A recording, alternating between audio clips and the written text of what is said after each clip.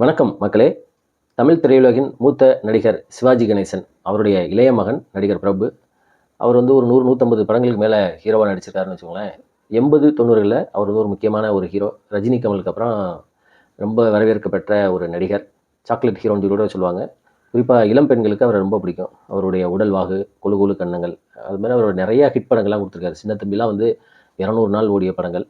அந்த மாதிரி ஒரு நடிகர். அவரை பற்றி செய்தி என்ன அப்படின்னா, கடந்த 3 நாட்களுக்கு முன்னாடி அவருக்கு வந்து உடல் நிலை சரியில்லாமல் போயிருக்கு. அதாவது தொடர்ந்து வாந்தியும் கடுமையான தலைவலியினால் பாதிக்கப்பட்டிருக்காரு, காய்ச்சலும். இதனால் அவர் வந்து ஆஸ்பத்திரியில், மெட்வே ஹாஸ்பிட்டலில் சென்னையில் வந்து அவரை அட்மிட் பண்ணி சோதனை செஞ்சுருக்காங்க. அப்போ வந்து டெஸ்ட் பண்ணி பார்த்ததில் பிரெயினில் அவருக்கு வந்து மூளையில் ஒரு சிறிய கோளாறு இருந்திருக்கு அப்படின்னு சொல்லி சொல்கிறாங்க. பெரிய லெவலில் கிடையாது. அதாவது பிரெயின் ஆனிரிசம் அப்படின்னு ஒரு நோயால் அவதிப்பட்டிருக்காரு அப்படின்னு. பிரெயின் ஆனிரிசம் அப்படின்னா என்ன அப்படின்னா, மூளைக்கு மத்திய மூளை பகுதிக்கு செல்லக்கூடிய இரத்த நாளங்களில் அந்த மேற்பகுதியில் ஒரு பல்ஜ் ஆகுறது, வீக்கம், பலூன் மாதிரி வீங்கிருமா.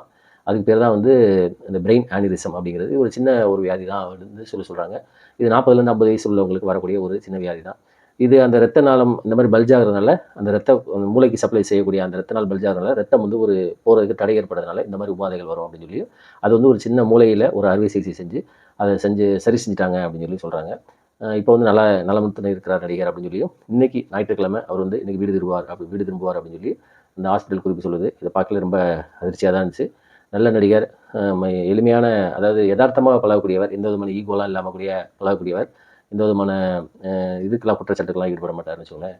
அந்த மாதிரி ஒரு நடிகர் விரைவில் குணமடைய எல்லாம் வல்ல இறைவனை வேண்டிக் கொள்வோம். நன்றி, வணக்கம்.